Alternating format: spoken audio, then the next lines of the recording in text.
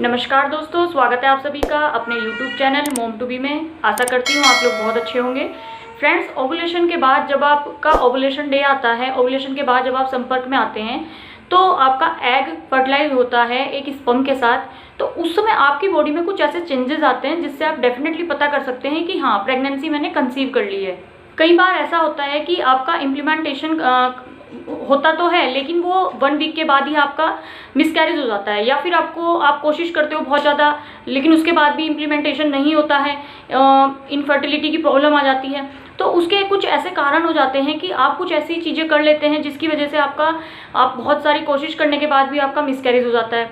लेकिन ovulation day के बाद अगर आप संपर्क में आते हैं और आपका एग फर्टिलाइज होता है एक स्पर्म के साथ, तो डेफिनेटली आपके चांसेस हो जाते हैं फिर प्रेगनेंसी कंसीव करने के। जब आपका ओवुलेशन आता है, ओवुलेशन के बाद जब आप संपर्क में आते हैं, संपर्क में आने के बाद आपका मैच्योर एग जो होता है स्पर्म के साथ फर्टिलाइज हो जाता है। फर्टिलाइज होने के बाद ही आपकी बॉडी में कुछ ऐसे चेंजेस आ जाते हैं जिससे आप डेफिनेटली पता कर सकते हैं कि इस बार मैंने 100% प्रेगनेंसी कंसीव कर ली है। सबसे पहला होता है आपकी ब्रेस्ट में टेंडरनेस आ जाती है।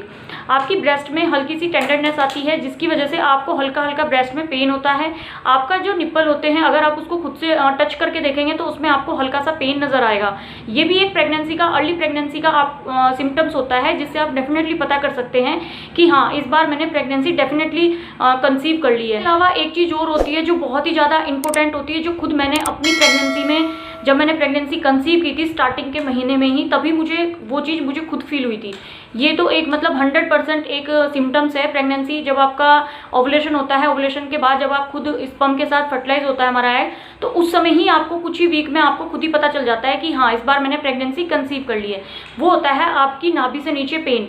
आपकी नाभि से नीचे आपको हल्का सा पेन नजर आएगा, खुद से ही आपको लगेगा कि हाँ, हल्का हल्का पेन हो रहा है। वो पेन काफ़ी ज़्यादा नहीं होगा, हल्का हल्का होगा, हल्की हल्की क्रैम्पिंग होगी आपको। तो इससे क्या होता है, जब आप प्रेगनेंसी कंसीव कर लेते हैं, जब आप ओवुलेशन के बाद 1 वीक बाद जब आप कंसीव कर लेते हैं प्रेगनेंसी, तो आपको ये पेन ना हल्का हल्का सा महसूस होने लग जाता है। तो उस समय क्या होता है, उस समय डेफिनेटली हमें पता चल जाता है कि हाँ, प्रेगनेंसी इस समय जरूर कंसीव हुई है। इस समय हमारा जो एग है वो स्पर्म के साथ जरूर फर्टिलाइज हुआ है, तो हमने प्रेगनेंसी कंसीव कर ली है इस बार। इसके अलावा एक चीज़ और देखने को मिलती है जो बहुत ही ज़्यादा इंपॉर्टेंट होती है। वो होती है जैसे आपने रात को अच्छे से आप सो गए, प्रॉपर आपने 7 to 8 आवर्स की नींद ले ली, देन आप सुबह मॉर्निंग में अच्छे से फ्रेश होकर बिल्कुल उठे हो, लेकिन उसके बाद आपकी बैक में हल्का हल्का पेन होता है, बिल्कुल हल्का सा पेन होता है। मतलब आप उठते हो, बैठते हो, आपको हल्का हल्का पेन नज़र आता है, तो आप सोचते भी हो कि पेन क्यों हो रहा है, कहीं पीरियड्स का पेन तो नहीं है।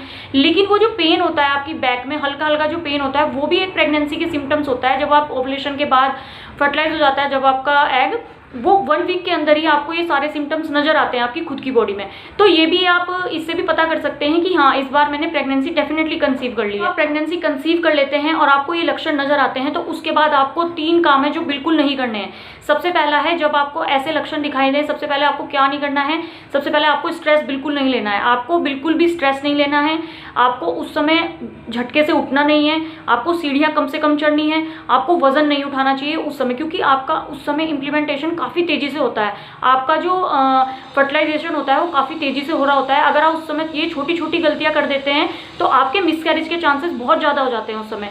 फिर क्या है, हमें पीरियड्स आ जाते हैं। हम सोचते हैं हमने कंसीव तो कर लिया, लेकिन हमें फिर से पीरियड्स आ जाते हैं। उस वजह से फिर हम फिर से मायूस हो जाते हैं। तो उस समय जब हमारा ओवुलेशन के बाद हम ये चीज़ें जब हमें महसूस होती है, देन उसके बाद अगर हम ये सारी गलतियां कर देते हैं, झटके से उठते हैं, या फिर हम एकदम से सीढ़ियों पे चढ़ जाते हैं, या फिर हम एकदम से वजन उठा लेते हैं, तो उस समय जो हमारा जो फर्टिलाइजेशन होता है वो रुक जाता है, और वो रुकने के बाद वो फेल हो जाता है।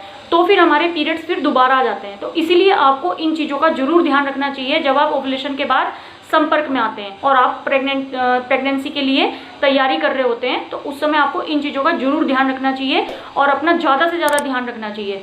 तो फ्रेंड्स, आज की वीडियो में इतना ही। अगर आपको वीडियो अच्छी लगी हो तो वीडियो को लाइक करना और चैनल को सब्सक्राइब जरूर कीजिएगा, और वीडियो को ज़्यादा से ज़्यादा शेयर कीजिएगा। Thank you friends.